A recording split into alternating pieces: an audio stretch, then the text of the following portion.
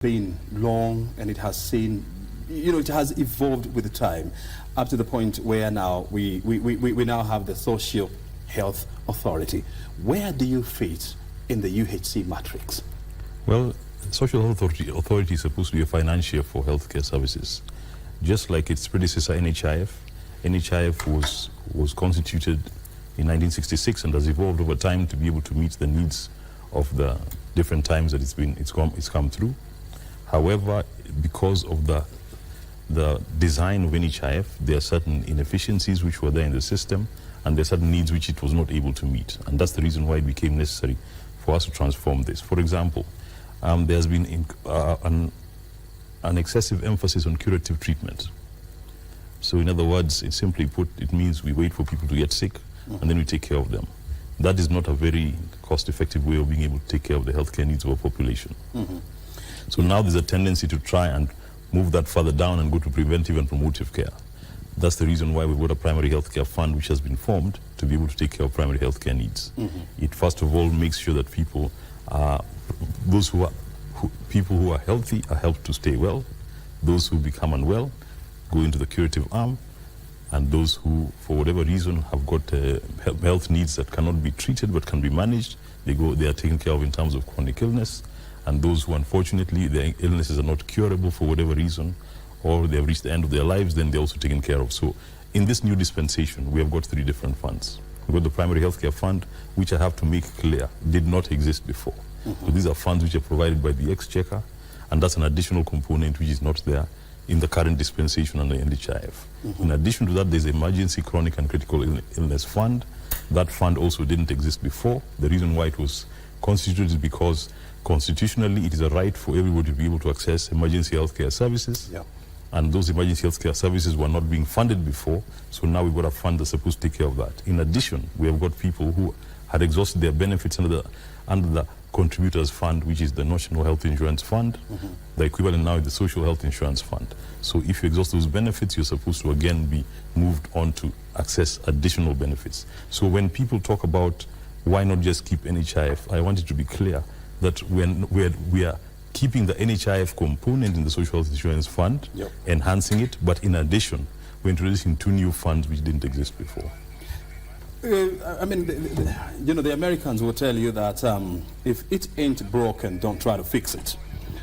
What was the problem with National Health Insurance Fund? The National Health Insurance Fund was working, right? Pretty well. But it had its shortcomings. And everybody who is in this country at the moment knows that it is not providing sufficient financial risk protection. There are still too many people who have to fund the healthcare out of pocket. It is estimated, for example, as of a year or 2 ago, that our total health expenditure was 550 billion Kenya shillings. Of that component, believe it or not, about 150 billion was being funded out of pocket, which means people dig into their savings, people contributing through Harambes and so on. That is the component we need to eliminate, because it is not an efficient way to be able to provide healthcare services, because we want healthcare services to be pre-financed. At the point of service, it shouldn't be that you're paying for the care. So you get insurance, pay for your premium in advance, and then access service without financial difficulty at the time when you need to access the service. So that's one of the problems. But again, if we talk about the contribution structure for NHIF, NHIF was designed originally to be a contributors fund for those in formal employment. Over time, we have tried to include those in not informal employment. That is the largest percentage of the people whom we have got under the National Health Insurance Fund now. However, the contribution that they were giving was a flat rate of 500 shillings, which was inequitable because it was regardless of your ability to pay. And then again, there was erratic contributions because people only contributed when they assumed they were going to need to access the fund. And therefore, that is not equitable because you cannot have a sustainable fund in that. And that's why a lot of the financial challenges that were there within NHIF go back to this contribution structure.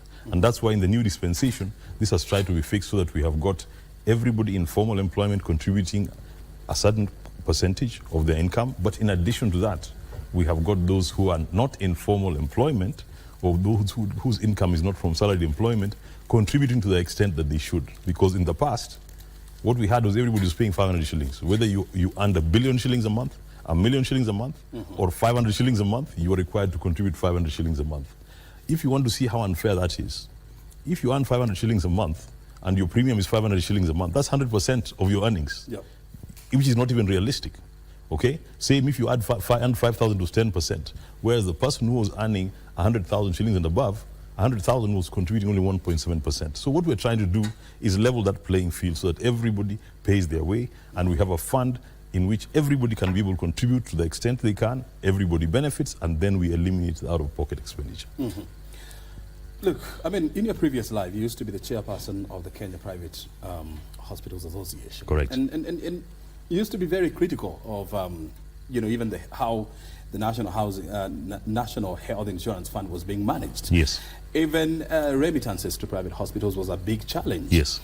And now you've been given the mandate of ensuring that the Social Health Authority, implement this agenda of a universal health coverage. How are you going to do this to avoid the mistakes that you used to decry in the past? A lot of it, if you ask me, has already been taken care of in the design. In the design, like I said, sustainability was a big problem, and that's why the payments could not come through. So we've designed it in such a way that you've got a sustainable scheme where everybody's contributing and contributing regularly. Secondly, we have got a situation where we have got the care spread across different funds. Part of the load has been taken care of by the exchequer and government. So government is fulfilling its mandate in terms of being able to provide healthcare as it is in our constitution. So government is disbursing funds. So for example, the funds that the government disburses are supposed to also significantly reduce the aspect of out-of-pocket expenditure. So there are a lot of things that are already taken care of in terms of the design. So it is supposed to be a more sustainable scheme as we go forward. But in addition to that, it's supposed to be a scheme where we can be able, and therefore we can be able to make payments and make remittances. So we promise, we deliver what we promise, and so we keep our promise in terms of sustaining the payments. And that's why I think the healthcare system will become more robust, because with the injection of the capital inflows into the health sector, it is going to provide more employment. It's going to mean that we're going to have more supplies in our facilities. It's going to mean people can be able to access better quality health services and so on. Yes. Do you want to give us some highlights of that report? Well, the mandate of the committee was fairly straightforward. One, they were supposed to verify all the assets, and the asset verification has been done countrywide for the entire National Health Insurance Fund. This was done in conjunction with a multidisciplinary team from different arms of government, including the National Treasury. We had got people from the Ministry of Health, from NHIF itself, Ministry of Land. So any area where they could be able to co-opt expertise that is required, that was done. So that report is being given in terms of the assets. In terms of the liabilities, again, it's an issue of tabulation. Liabilities, the biggest liabilities we have in terms of number is, of course, with the healthcare providers, because that's our mandate. Unfortunately, healthcare providers are such a large number in this country that that's a process that cannot be completed, and to even complicate things further, as we try and settle old bills, new ones are being incurred every day, because it's not one of those where we can stop. So it's a continuous process, and it's something that we're going to have to keep monitoring. And as funds come in, the only assurance we have is the Social Health Authority in the new dispensation, and also in terms of the Act, is not even allowed to invest funds. So we've got no interest in holding any funds. Any funds that come are dispersed to providers as and when they come. So that is an ongoing process. In addition to that, there's also, in terms of employee transition, there's going to be an advisory in terms of how to transit employees. The Act says that all NHIF staff will have to apply for positions with the Social Health Authority. So once we have got our organizational structure approved, and we've got all our human resource instruments, then we can be able to recruit competitively. It will be open, but priority will still be given to NHIF staff, because the assumption is, and this is actually true, they are the ones with the requisite expertise, because they've been in this healthcare financing space for the longest time. So they have to get priority, and we cannot take lightly. Nobody's going to lose a job, and that is the objective. Even those who are not absorbed are going to end up being either transited into other arms of public service, or those who opt to retire will have their benefits done in the normal manner. How many employees do you have? We have 1,745 or so. 1,745? Yes, at the National Health Insurance Fund. At the National Health Insurance Fund? Yes. Those who are in post at the moment, yes. Wow. And all of them, as the Act says, they have to reapply for their positions. Correct. And for those who do not qualify, you're saying they have to be absorbed. In fact, the term is not to say reapply for their positions. They will apply for positions within the Social Health Authority. It might not even necessarily be the same position. they've got the option to apply for the CEO's job if you feel you're qualified for it, isn't it? But you can also reapply for your position that you are holding. A position similar to what you were holding previously, because like I said, this is a new establishment structure. So it's like you leaving one job and going to another. You can apply for a position similar to the one you're holding. If you say reapply for the position, it implies that it's the same organization. It is not. The National Health Insurance Fund and the Social Health Authority are different, two different bodies. entities. Yes. Despite the functions being the same, they are different. Its mandate is a little wider, so there are a lot of things that are different. How are the workers dealing with that? It's not easy. You know, any time that you feel your job is in jeopardy or at risk, it causes anxiety. And that is natural, all right? Then how are you dealing with that? It is not easy because you have got to keep giving reassurance, you have got to provide the support. And this is at a time when, of course, also economically, we are having a lot of financial difficulty in this country. And you know, with every single job that is potentially in jeopardy, you have got a lot of people. There's a spouse, there's a family, there's an extended family who depend on this. So it's not a matter that we are going to take lightly. It has to be done. It's a process that has to be done fairly. It is a process where we have also got to get the best people for the job, because for us to succeed as a Social Health Authority, we've got the best people for the job. Again, in terms of management and administration, we're going to be a heavily digitized organization. That's the plan. So of course we are going to be more technology driven, and that is also something that is useful because it means it makes us more efficient. And we have to be more lean because we want most of the resources that we get to go towards healthcare needs of the population as opposed to administrative costs. So we have to be lean and efficient. So you have got to balance all these objectives. We're trying to do a certain thing, we're trying to do it better, but again, you've got to look at that human component, because the human component you can never downplay it, because behind every job that is there at NHIF now, there are real people, there are real families who are depending on it. Yeah. So I'll be the last person who will say that we're going to take it lightly and we're just going to say we're going to get rid of people. It has been guaranteed, even in the Act, nobody's going to be fired, so to speak. It's a question of whether you're going to be within the Social Health Authority, or you're going to be in a different arm of government, or you're going to opt to exit on your own. And in terms of your benefits, that is clearly regulated within our systems. Well, the Act is very clear that no one is going to be fired. Yes. The Act is not also clear that everyone is going to be absorbed. Yes, that is true. And so, in the process, there are people who are likely to lose their positions. I want you to get it clearly. The entire complement of people, save for those who have got, for example, some serious disciplinary issues, all right? Or people whose qualifications are not legitimate. And there are a few of those. I'm sure there are. It's a process that is going on. But save for that, if somebody has been working at the National Health Insurance Fund, if they are not absorbed, if they are not fit for purpose, or if possibly we take less than we have at the NHIF because of this aspect of efficiency, then they will go to other arms of public service, and there's going to be some of those who might opt to retire, and that is a choice that they have. But there's nobody who is going to lose a job, so to speak. If somebody exits from the job, it will be all on a voluntary basis. There has been allegations in the past that NHIF, has a bloated workforce.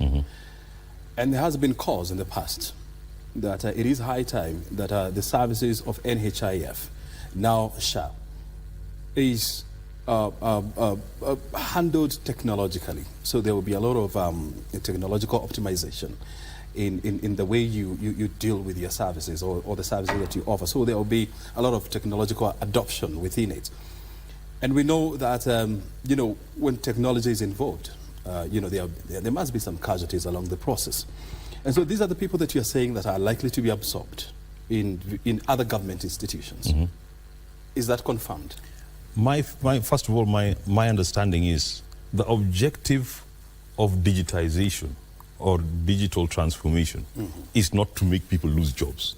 It is to improve efficiency. It is to enhance efficiency. To enhance efficiency, and more importantly for me, for more accountability, to be able to reduce fraud and so on. If anybody loses a job, it is a byproduct or a side effect of that. That is number one. Secondly, I've always been of the opinion that technology cannot replace humans, but humans who don't embrace technology will be replaced. Human beings who fail to embrace technology will be replaced, right? So I want people to be clear on that objective. So the objective here, I don't want people to view it like, oh, we are bringing up technology so that people can lose jobs. No. We want it to be efficient. We have actually not determined in terms of mapping and process mapping. That is some of the processes that are going through now, because we are saying this is the old process, this is the new one. Let us map it. What has been digitized? Are there any jobs that are lost as a consequence? That is how we come up with our new structure in terms of the establishment structure and say this is the number we need. Now, anybody above that, then we have to say, where do they go? The law says they go into other arms of public service. So that is the option that they have. It might very well be that you've got somebody who feels, I've worked here long enough, you know what, it's time for me to do something else. I don't feel like going to public service. Or might even say, I don't even need to go into this social health authority arrangement. I feel like I need to rest. That is an option that they have, and that is an option they had, if you ask me, regardless of whether we're transforming this to the social health authority or not. Look, I mean, you're talking about an institution that has a workforce of about 1,745, yes. And 45. Around there. When you look at SHA, are you likely to have that huge number of workforce? No, we're not going to have a workforce that huge. The question is how much less.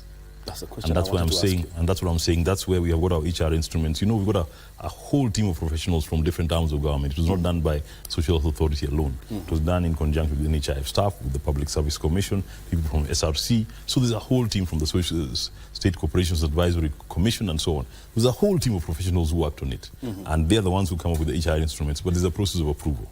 It's being looked at the Public Service Commission again. They will look at it and say, you know what, based on what these guys recommended, we think you need to adjust it this way. When that number comes out, then is when now we come back. As a chair of SHA, yes. What number are you looking at of workforce? I've told you it's not for me to determine. For me as an end user, all I say is this is what I need done. And then they tell me, this is the number of people that you need, bare minimum, to be able to get this done. Or I don't want to have a bloated workforce. You're going to have the number that you need, so you optimize it. So there are professionals working on it.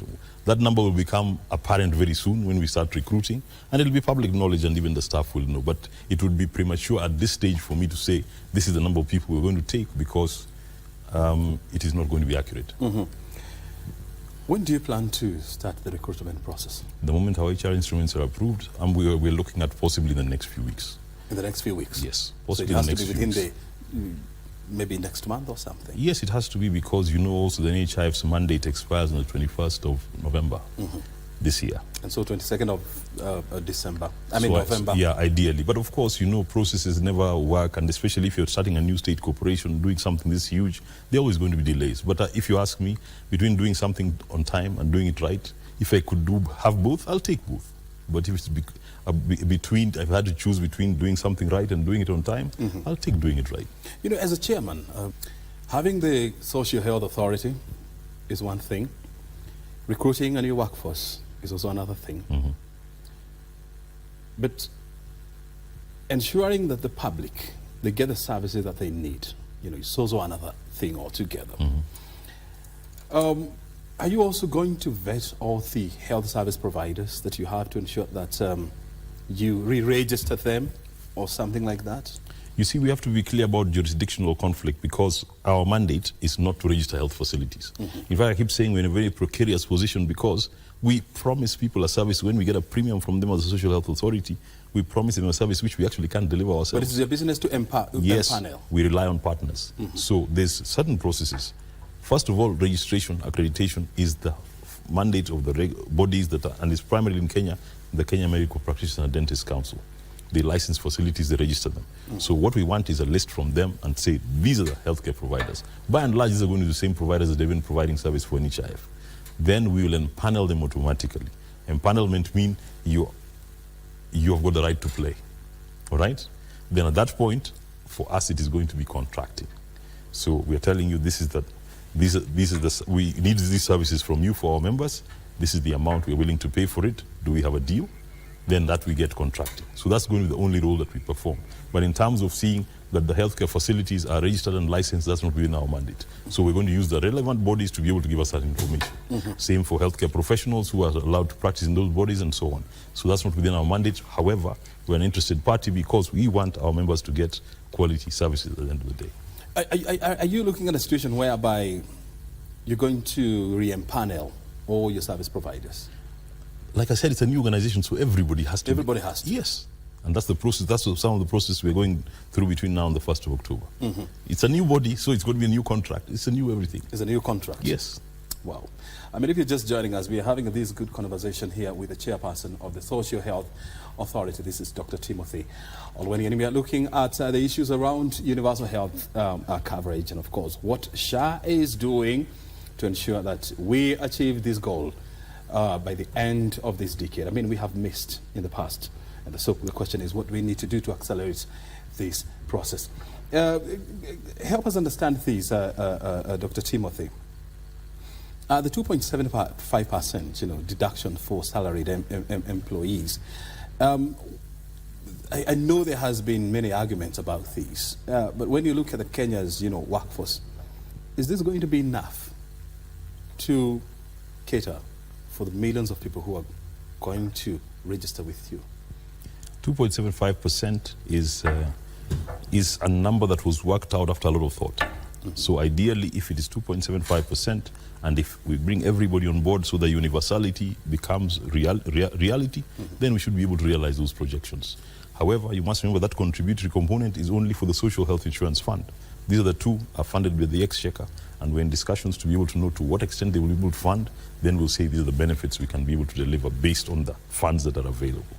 We are aware of the economic realities of the current moment, and we know, for example, that there's not as much money as we had anticipated originally, but in terms of being fiscally responsible, we have to make sure that the scheme is sustainable. Therefore, we have got to promise what we can actually deliver.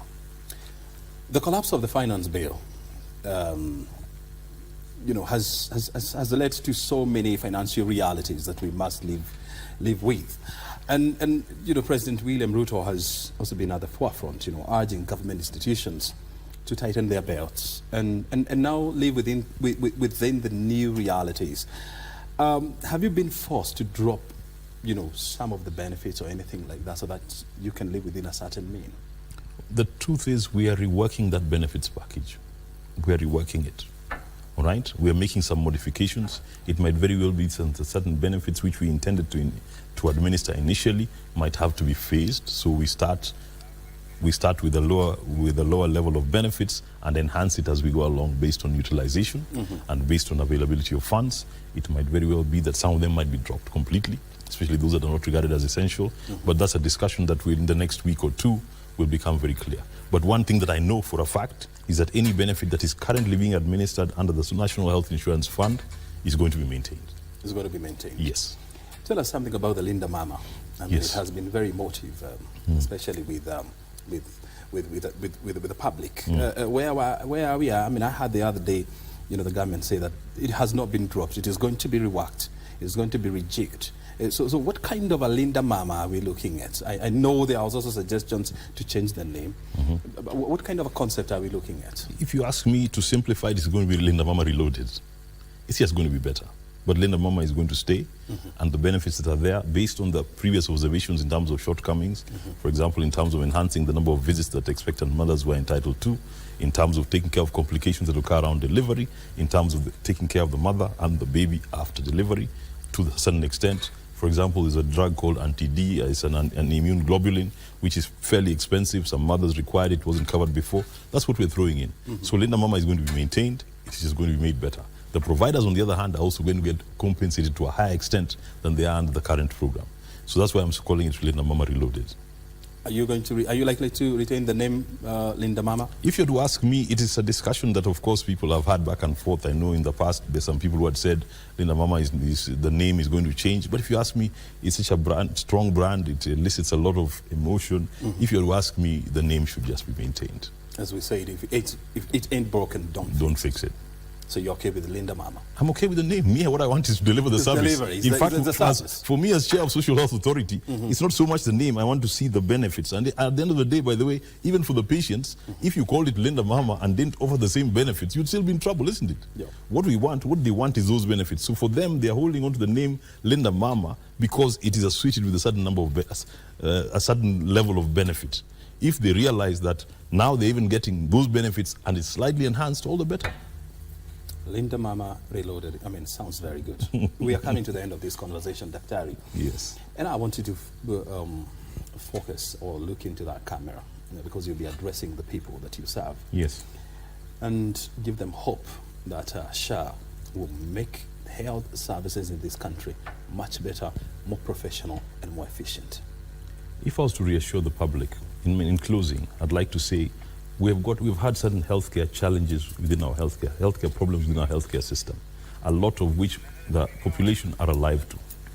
Is that we have got a lot of out-of-pocket expenditure. We've got a lot of people who cannot be able to access care. So we have got the health bills that were designed to cure a lot of the challenges that we have. So conceptually, being conceptually sound, it is conceptually sound. Those bills were passed after a lot of thought. It's conceptually sound. Then we move on to the implementation. They were signed into law. We have got a board of the Social Health Authority that was constituted with a lot of thought again in mind. In terms of constitution, we've got representation from the public sector and from the private sector.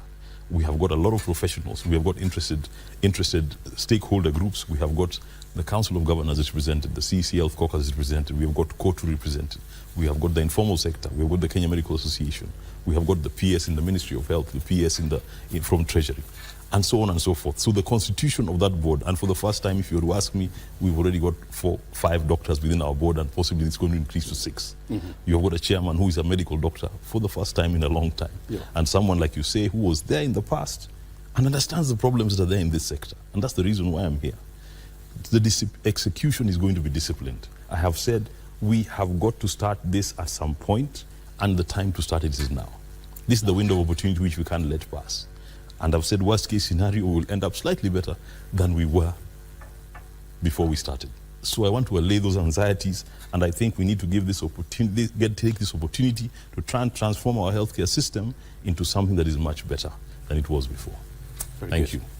I don't want to add anything else. Dr. Ari, thank you very much indeed for joining us here on Inside Government, and of course, for your reassuring words. We wish you all the best in the execution of our universal health coverage. Thank you. Asante sana. Okay. Dr. Timothy Orweni is the chairperson of the Social Health Authority, joining us here on Inside Government to give us an update on where they are.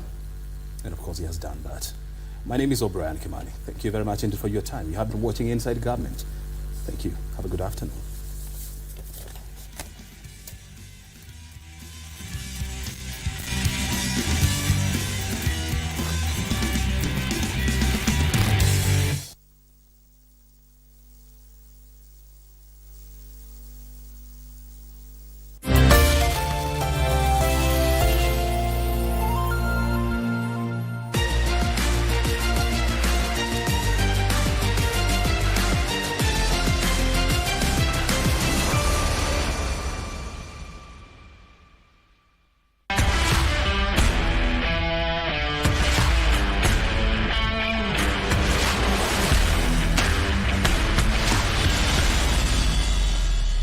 The 2020 Paralympic Games in Tokyo, where Asiya Sururu became the first Kenyan female rower to compete at that level.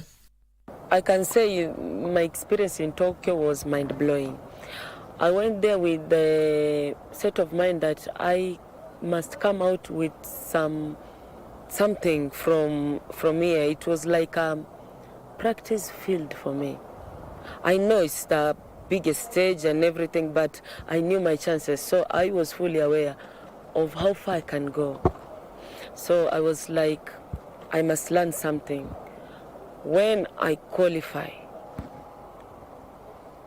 to the other Paralympic, that is 2024 Paris, I will not be talking of the same thing like practice. It will not be practice. I will be going there to be a Paralympic medalist. But with the Tokyo, it kind of gives me that environment, how it feels like to be in biggest stage with the big people, yeah. She had barely learned the ropes of the sport when she was thrust into the deep end, and surprise, surprise, she rose to the occasion. When I was told that there will be qualifiers in Tunisia, I was like, why not? I can do this. It's like I've not been in any competition, I've been in lots of competitions, so like acha niende nikapambane. So I went to the qualifiers while I was still new in the game. because after finishing the race, I was like, you are the first Kenyan female to qualify in the Olympics, Paralympics. I was like, I am? Am I? Those misbelieving moments. Ni mimi? Ni mimi, eh? Okay. Nimeshinda ma nimepita tu. So the people kept on replaying me the video of how I went. I was all over the waters. I didn't know how to row in a straight line. But either way, I became fast. I was like, hakuna mwingine amekuja hapo, ni mimi hapo. Those most memorable moments. They're like, unashangaa ushangai uko kama uko. And the fact that also I get to be the first female Kenyan rower, and I got to go my first Paralympics, to participate in my first Paralympics. It was mind